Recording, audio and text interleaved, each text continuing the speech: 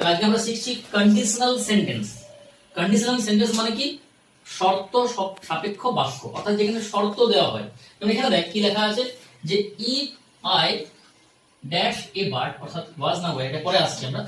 I would fly in the sky, আমরা বাংলায় বলি না যে আমি যদি পাখি হতাম তাহলে কি আকাশে উড়তাম, তাই না? আমি যদি তুমি হতাম তাহলে আমি সহ্য করতাম না, ঠিক আছে? আমি যদি সে হতাম তাহলে সেখানে যেতাম না।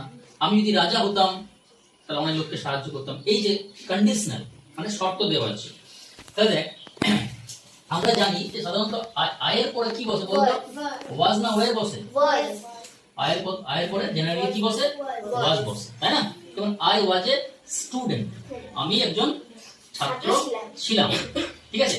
বাট এখানে কিন্তু দেখ এখানে কি কি কি বলা রয়েছে যে if I dash a bird I would fly in the sky, অর্থাৎ আমি যদি পাখি হতাম তাহলে আকাশে উড়তাম।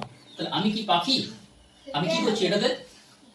আমি কি পাখি হব না, আমি কি করছি? কল্পনা করছি। তাই যদি কোনো সেন্টেন্সের দ্বারা কল্পনা করা বোঝায়, ইমাজিনেশন বোঝায়, অবাস্তব কিছু বোঝায়, তখন কিন্তু শুধু আই নয়, যে কোনো সাবজেক্টের পরে কি বসে? ওয়্যার বসে। যে কোনো সাবজেক্ট হতে পারে। বা যদি কোনো ভান করা বোঝায়, প্রিটেন্ড বোঝায়, যে দেখ এমন সে ভান করছে যে সে যেন কোনো কোম্পানির মালিক, হ্যাঁ, এমন ভান করছে সে যেন কোনো মুখ্যমন্ত্রী, প্রধানমন্ত্রী, আমরা বলি না? হ্যাঁ, তাহলে এই ক্ষেত্রে সাবজেক্টের পর ওয়্যার বসে। কি বসে? ওয়্যার বসে। তাহলে কি হবে এটা? ইফ আই ওয়াজ না ওয়্যার হবে?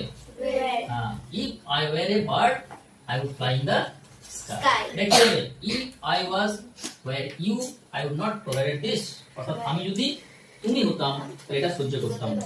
তাহলে কি হবে? ওয়্যার। বুঝা গেল? ক্লিয়ার?